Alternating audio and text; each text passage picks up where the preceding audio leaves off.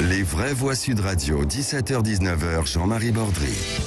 Les vraies voix sur Sud Radio avec Philippe Bilger, magistrat honoraire, Philippe David, Vraies voix Sud Radio, vous le retrouvez demain d'ailleurs aux commandes des vraies voix de 17h à 19h sur Sud Radio et chaque matin du week-end que le week-end nous offre, le grand matin week-end. Céline Pina est également avec nous, ancienne élue. Chers amis, malheureusement, on a parlé de choses joyeuses, on a aussi parlé de choses difficiles dans les vraies voix. Parlons vrai sur Sud Radio. Et là, on va parler des mauvaises perspectives, c'est pas forcément le pire, mais malgré tout, on va parler du confinement. Bonjour à tous, l'épidémie de coronavirus passée à la loupe. Le couvre-feu à 18h a une efficacité aujourd'hui relative. Un reconfinement paraît quasi inéluctable. Ce sont plusieurs scénarios qui vont d'un maintien du cadre actuel jusqu'à un confinement très serré. Les effets du couvre-feu ne seraient pas assez forts pour contrer la propagation des variants du virus. Nous avons des données qui permettent de montrer qu'il freine dans une certaine mesure la circulation du virus, mais il ne freine pas suffisamment la circulation du virus. J'ai rien compris. Sud Radio, les vraies voix. Le débat est ouvert. On est confinés. Jamel Abdelak à la réalisation des vraies voix Sud Radio. Vous avez entendu dans ce montage la voix d'Olivier Véran, la voix de Gabriel Attal aussi, le porte-parole du gouvernement qui expliquait justement quels sont les différents scénarios qui sont à l'étude. Est-ce que nous nous dirigeons vers un confinement serré, très serré même? C'est la nouvelle exception dans la novlangue gouvernementale. Vous répondez oui sur le Twitter de Sud Radio. À 66% d'entre vous, vous nous appelez d'ailleurs au 0826 300 300. Tout de suite, nous accueillons notre invité Laurent Saccomano. Bonsoir à vous. Bonsoir. Et bienvenue sur Sud Radio. Vous êtes de l'Union régionale des professionnels de santé de la région PACA, Provence-Alpes-Côte d'Azur, médecin par définition. D'abord, quelle est la situation que vous constatez sur place, dans votre région? Est-ce que le nombre de contaminations augmente? Est-ce que ce sont des contaminations dues à ces nouveaux variants? Qu'est-ce qui se passe en PACA? Le nombre de contaminations augmente, ça c'est une évidence. Est-ce qu'ils sont dus aux nouveaux variants? Ça, ce ne sont que les tests biologiques qui peuvent le montrer. Mais selon toute vraisemblance, les informations que nous avons et qui, a priori, inquiètent aujourd'hui le gouvernement puisqu'il parle de ce confinement serré, sont que, oui, le nombre croît régulièrement de ce variant, notamment anglais. Et ce que l'on constate, c'est que oui, les contaminations sont de plus en plus fréquentes, elles sont de plus en plus nombreuses, y compris au sein des mêmes familles. Et en parallèle, ce qui est toujours ce critère particulièrement inquiétant, ce sont les hospitalisations qui sont très importantes. Alors, elles augmentent finalement très lentement, mais l'occupation des lits est très importante. Ce qui veut dire que quand on se projette avec une augmentation qui serait possible et nécessaire d'hospitalisation pour des cas graves, eh bien, on voit que la réserve est très peu suffisante pour passer cette nouvelle vague. En d'autres termes, Laurent Saccomano, pour l'instant, l'hôpital tient, il ne fait que ça depuis un an, mais c'est vrai que s'il y a une explosion des cas et une explosion des contaminations, c'est ce qu'on voit en Angleterre, par exemple, là, il est probable que l'hôpital français serait débordé. Du coup, cette question, on se la pose avec nos vraies voix aussi, avec vous, Laurent Saccomano, et avec vous qui nous écoutez sur Sud Radio. Est-ce qu'on se dirige, d'après vous, dans les prochains jours, la prochaine semaine, vers un confinement serré? Philippe Bilger. Je n'en sais rien, mon cher Jean-Marie, et je vais en profiter pour poser une question à Laurent Saccomano. Moi, je suis incapable, m'étant toujours considéré comme un Français qui n'était pas un docteur, d'émettre un jugement sur les mesures qui seront prises. Je suis très légitimiste et je les appliquerai. Moi, ce que je voudrais vous demander, c'est ce que j'entends critiquer depuis plusieurs semaines, un gouvernement qui ferait du stop and go, qui en quelque sorte fluctuerait au regard d'une réalité elle-même changeante. Est-ce que vous feriez ce reproche ou est-ce que cette démarche est inévitable ? Ce qui est certain, c'est que je n'aimerais pas être à la place du gouvernement actuellement. Autant il y a des voix qui semblent tout à fait légitimes dans les critiques qui sont faites. On peut revenir sur les masques, on peut critiquer une certaine des décisions qui concernent par exemple la vaccination. sur le fait qu'on n'ait pas toutes les informations. En revanche, sur le critère de confinement et ce confinement qui doit être serré, est-ce qu'on doit confiner les enfants ou pas, c'est un sujet qui est extrêmement complexe et tout le monde l'a constaté. D'abord, il faut avoir les éléments les plus actualisés en termes d'incidence, en termes d'incidence du variant anglais, en termes d'incidence d'impact social, enfin, et bien évidemment également d'impact économique. Ça signifie quoi ? Globalement, nos gouvernants aujourd'hui sont obligés de choisir entre un mal qui peut arriver très vite, c'est-à-dire la hausse des hospitalisations, des cas graves ou alors des décès si jamais on ne confine pas, et en même temps le désastre économique et donc social et donc parfois sanitaire aussi qu'engendrerait un confinement. C'est ça, Laurent Saccomanno ? Oui, et d'impact également sur nos plus jeunes en termes de risque psychosocial et éducatif, parce qu'on voit bien que le confinement, ça serait très simple de confiner les enfants, de tout bloquer. Le problème, c'est que les conséquences seraient phénoménales. Donc, il faut vraiment intégrer chacun de ces paramètres-là pour arriver à prendre la bonne décision. Et je comprends qu'on y aille un petit peu avec des pincettes et puis qu'une fois qu'une décision est prise, on puisse revenir. Alors, il faut se rappeler aussi dans votre région, Laurent Saccomanno, c'est votre région Provence-Alpes-Côte d'Azur qui, en septembre, a inauguré le couvre-feu, justement. Ça avait été décidé pour Marseille, c'était très contesté. Est-ce que finalement, ça a fait globalement ses preuves ? On est plutôt moins confiné que d'autres pays en Europe en ce moment avec le couvre-feu, Laurent Saccomanno. Oui, alors c'est très difficile d'interpréter ces chiffres-là parce qu'on voit bien aussi que ça dépend des voyages, des déplacements, etc. Pour répondre à Philippe, c'est vrai que la démarche du gouvernement, je pense qu'elle est assez scientifique. On essaye de faire quelque chose, on mesure l'impact et on décide si on poursuit cette mesure ou si on l'arrête. Alors le couvre-feu a sans aucun doute un impact puisqu'on commence à avoir des courbes qui nous montrent que les régions qui n'ont pas mis de couvre-feu auraient une augmentation plus importante de l'épidémie. Maintenant, on voit bien aussi que c'est quand même assez limité. Et est-ce que c'est uniquement lié au couvre-feu ? Ça, j'en suis pas certain. Ce qui est certain, par contre, c'est qu'on voit que malgré tout, avec couvre-feu ou sans couvre-feu, l'épidémie augmente. Et toujours pareil, on a une saturation des hôpitaux qui est quand même assez proche, qui nécessite de prendre des décisions assez importantes. Qui est inquiétante, effectivement. Céline Pina. Oui, on a eu, il y a un article de journaliste qui est devenu viral, qui était un article de Gaspard Koenig, qui a analysé en fait ce qui était en train de se passer et qui pose la question en disant, eu égard aux conséquences économiques, sociales, psychologiques de ce qu'on est en train de vivre, il a extrait un chiffre où il dit, regardez, les 15-44 ans, on a 60 morts. Voilà. Alors, les chiffres sont contestés, mais parce que tout n'a pas été consolidé, mais il le fait quand même sur, j'allais dire, un panel qui est extrêmement important et représentatif. Et donc, Gaspard Koenig, derrière, dit, est-ce qu'on a vraiment raison de tout arrêter ? Est-ce que, eu égard à ce qu'on constate, il fallait...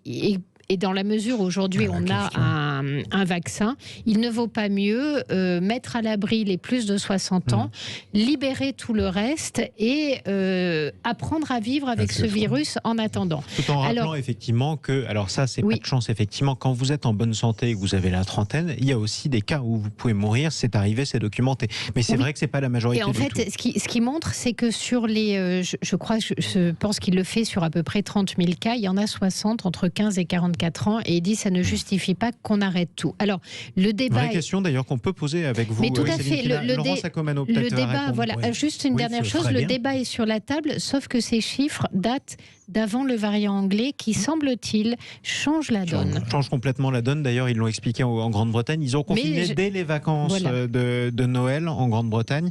Et justement, en expliquant que c'était la seule solution. Et ça n'empêche pas les Anglais d'avoir 2000 morts quasiment par jour depuis les dernières semaines. Laurent Saccomanno, est-ce qu'on pourrait imaginer de confiner les personnes qui ont le plus de risques ou pas ? Dans une société apaisée, je pense que ça serait une hypothèse à privilégier de façon très sérieuse. Aujourd'hui, dans une société où on cherche toujours un responsable, où il faut toujours judiciariser les choses, je comprends que le politique ne puisse pas appréhender la problématique de cette manière-là. C'est vrai qu'on pourrait se dire, un patient âgé, on le confine en EHPAD, on vaccine les personnes qui sont amenées à le prendre en charge et à le visiter, et lui, on ne le vaccine pas pour garder les vaccins pour la population active, ce qui aurait aussi un intérêt financier et économique de maintenir une activité économique en France. Le problème, c'est qu'il faut accepter d'imaginer qu'une personne âgée, on réduise son espérance de vie des quelques mois ou des quelques années qui lui restent au bénéfice de l'économie. Et j'imagine bien que quelqu'un qui aurait un parent, un grand-parent qui pourrait décéder des suites du Covid de façon prématurée, pourrait se retourner face aux politiques en disant « Mais qu'est-ce que vous avez fait ? Vous n'avez pas protégé mon grand-père alors que c'était une personne fragile. » Donc, on voit... C'est une objection tout à fait valable. Oui, mais en fait, ce qui était intéressant dans la façon dont les choses étaient amenées, c'est que alors, la question était posée, mais derrière, il pouvait y avoir aussi le choix de vacciner ces personnes âgées assez rapidement. Oui, avec l'efficacité relative en général, on n'a pas encore les chiffres pour les personnes âgées pour les vaccins du Covid, mais l'efficacité beaucoup plus relative d'un vaccin pour une personne âgée, on le voit sur la grippe que pour une personne jeune. En fait, ce que ça posait comme problème, c'est qu'on ne touchait pas, on n'atteignait pas l'immunité collective très vite. Exactement. Non, mais moi, il y a une question que je me pose, et n'étant pas médecin, je vais poser la question à Laurent Sacomano. Il n'y a pas une semaine où il n'y ait pas un nouveau variant brésilien, sud-africain, anglais. Maintenant, il y a le variant français aussi, c'est la relance du Made in France. Là, on fera peut-être meilleur. Celui qui râle. Celui qui râle. Est-ce que quelque part, parce qu'on nous parle des vaccins, mais est-ce qu'ils vont être efficaces contre tous les variants ? Parce que maintenant, il n'y a pas une semaine où il n'y a pas un nouveau variant. Donc on peut quand même légitimement se poser la question. Et pour l'instant, on sait que ça marche en tout cas. Sur l'anglais, il semblerait que ça marche. Sur deux. Voilà. Laurent Sacomano. A priori. Oui, sur l'anglais. Alors ça dépend aussi du type de vaccin, parce que ce qui est sûr, c'est que tous les vaccins seraient encore assez efficaces sur le variant anglais. Sur le sud-africain, le vaccin Pfizer pourrait montrer une réduction assez importante de l'efficacité. Mais ce qui est certain, c'est que la question, c'est l'immunité collective. Et tant qu'on n'aura pas cette immunité collective, il faut absolument contenir la propagation du virus. Donc ça veut dire que les mesures barrières, elles sont toujours d'actualité. Et ça, il faut quand même continuer à le rappeler. Et par contre, la stratégie vaccinale mérite d'être reposée. Le nombre de vaccins qui vont être mis à disposition mérite d'être connu de façon précise, parce que probablement que ça va impacter la décision de confiner, comment on va confiner, quelle population confiner. Et ce que Mme Pina disait, c'est qu'effectivement, on est en droit là aussi de réfléchir, est-ce qu'on va impacter nos générations, nos plus jeunes générations sur des dizaines d'années sur un côté économique, ou est-ce qu'on accepte, et je crois qu'il faut aussi se poser la question de dire, on sacrifie la liberté de nos aînés parce que l'urgence est telle qu'il faut prendre des décisions. Effectivement, l'urgence est importante. En tout cas, j'aimerais qu'on entende Edita au 0826 300 300. Bonsoir à vous, Edita. Bonsoir. Vous êtes la bienvenue sur Sud Radio, ma chère Edita. Vous êtes du Maine-et-Loire en général, mais là, vous êtes en direct de Pologne. Alors d'abord, peut-être première question qu'on va vous poser, c'est quelles sont les restrictions sur place là où vous êtes en ce moment en Pologne ? Donc, alors, on appelle ça lockdown. Donc, le confinement ici, donc il y a des mesures strictes, assez strictes, en tout cas à la télé, si vous voulez. Voilà, c'est important. Donc, oui, il y a des super grandes surfaces qui, sur les étages, avec les surfaces enfermées, qui sont fermées. Mais autrement, on a quasiment tous les commerces où on arrive de la rue qui sont ouverts.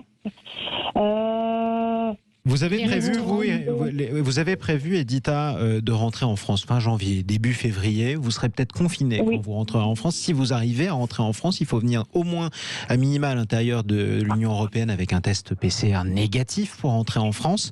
Est-ce que vous attendez, vous, à un confinement ? Déjà...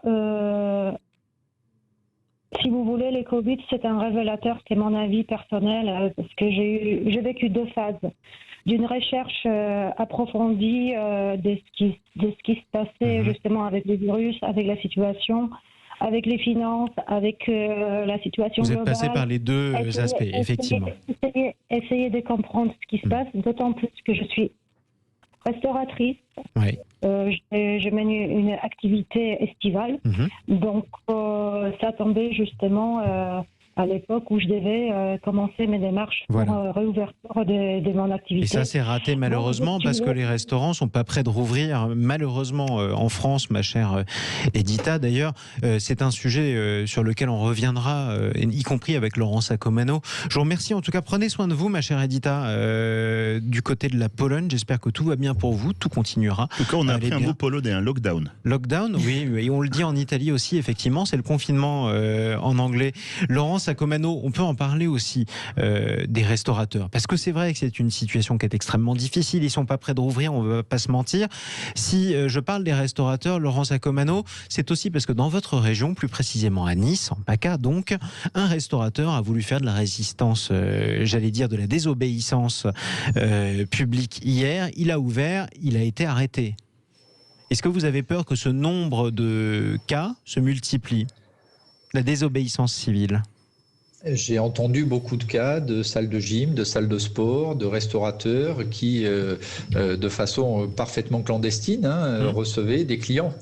Donc on voit bien que ça se multiplie, c'est extrêmement dangereux parce que ça a été redit tout à l'heure, le variant anglais présente une contagiosité qui est bien plus grande encore que la première version de la Covid. On voit que potentiellement c'est plus agressif. Et les quelques études que nous avons qui nous permettent d'avoir des certitudes sur ce virus, c'est que dans les salles de restauration, de partage collectif, c'est là où ça a circulé le plus. Donc que des restaurateurs ouvrent comme ça, j'allais dire sur le plan humain, on peut comprendre qu'ils en aient marre, on peut comprendre que sur le plan économique, ça soit absolument terrible pour eux, mais c'est absolument catastrophique pour la gestion de l'épidémie, puisque cette transmission va être exponentielle. Donc dès qu'il va y avoir 1, puis 2, puis 4, puis 8, puis 16 ou 64 contaminés, on n'arrivera plus à gérer et on retombe toujours sur cette même problématique. C'est d'essayer d'enrayer au maximum et au plus vite l'épidémie. Sans parler d'ailleurs de l'autorité et du respect des mesures. C'est une vraie question qui se pose puisqu'on approche d'un reconfinement, Philippe Bilger. Avec on se dirige, on semble se diriger, c'est le scénario qui semble être privilégié, en tout cas vers un confinement beaucoup plus dur. S'il y a des actes de désobéissance civile de Français, ça veut dire que si on durcit encore plus qu'aujourd'hui les mesures demain, il y aura peut-être encore plus de désobéissance. Oui, mais ce serait évidemment très dommage parce que l'adversaire exclusive, c'est le virus. Et je trouve, quel que soit le jugement qu'on porte sur le gouvernement, et j'ai beaucoup apprécié la modération de Laurent Sacomano, il fait au moins ce qu'il peut, et ça n'est pas correct dans une épreuve comme celle-ci de se vanter de ne pas appliquer, parce qu'on en a assez, et c'est compréhensible, ce que le fléau impose. Moi, j'avoue que peut-être mon attitude peut apparaître un peu confortablement obéissante, mais je crois que pour une fois, sans doute, elle est pertinente. Peut-être le mot de la fin avec Laurent Sacomano. Céline Pina, en 2 mots. Peut-être juste une petite question. Qu'est-ce qu'on entend par confinement serré ? Parce qu'on a vu un confinement qui n'a pas marché et que personne n'a respecté. Le seul confinement qui a marché, c'est quand les enfants n'ont pas été à l'école. Or, aujourd'hui, on ne le dit pas, mais moi, pour être encore en contact avec pas mal de monde, on a des clusters dans les écoles, on a des écoles qui ferment, à Courdimanche par exemple, et on a des écoles qui ferment parce qu'on trouve le variant anglais et qu'il circule. Donc la question, c'est quand on parle de confinement serré, est-ce que ce gouvernement pourrait arrêter avec la novlangue et être précis ? Est-ce que c'est un confinement avec les écoles quand il sera annoncé. On le saura dimanche ou lundi. Mais j'allais dire, comment est-ce qu'on peut les gens ne comprennent pas qu'on leur dise que le virus circule, mais qu'il ne circule pas chez les enfants, qu'il ne circule pas au collège. Et c'est aussi ce discours Laurent Sacomano, bête peut-être, puisque qui fait que les gens ne croient plus à rien. Les gens qui ont du mal à suivre les consignes données par le gouvernement, vous le constatez vous-même ou pas ? En tout cas, être convaincus plutôt par les consignes qui sont bien sûr. Alors, oui, bien sûr. Et après, bien évidemment, comme ça a été dit, le gouvernement essaye de trouver les solutions les plus raisonnables, les moins contraignantes, celles qui auront quand même le plus d'impact sans être trop contraignantes. Mais c'est évident que face au variant anglais, on voit bien qu'il faut avoir des mesures qui soient extrêmement strictes. Et si on dit mesures strictes, c'est bien évidemment un confinement le plus complet possible, la distanciation sociale la plus importante, ce qui implique probablement la fermeture des écoles, parce que sinon on se retrouve avec une circulation. Et là, c'est le message. Vous savez, c'était comme pendant la première vague où certaines places publiques n'étaient pas accessibles, mais dans les rues à côté, on pouvait le faire. Tout à fait. Et ainsi de suite. Ça, donc, il faut sera être terminé. clair, effectivement. Effectivement, avoir des consignes consignes claires pour les donner à tout le monde. En tout cas, vous y attendez, chers amis qui votez sur le Twitter de Sud Radio. Vous ne vous y attendez pas, vous espérez en tout cas, peut-on échapper à un confinement très serré? Vous espérez 66%, changement de tendance. Vous voyez, 2/3 d'entre vous, vous dites que c'est pas encore certain. Merci à vous, Laurent Sacomano de l'Union régionale des professionnels de santé pour la région PACA. Je rappelle que vous êtes médecin généraliste. À tout de suite sur Sud Radio.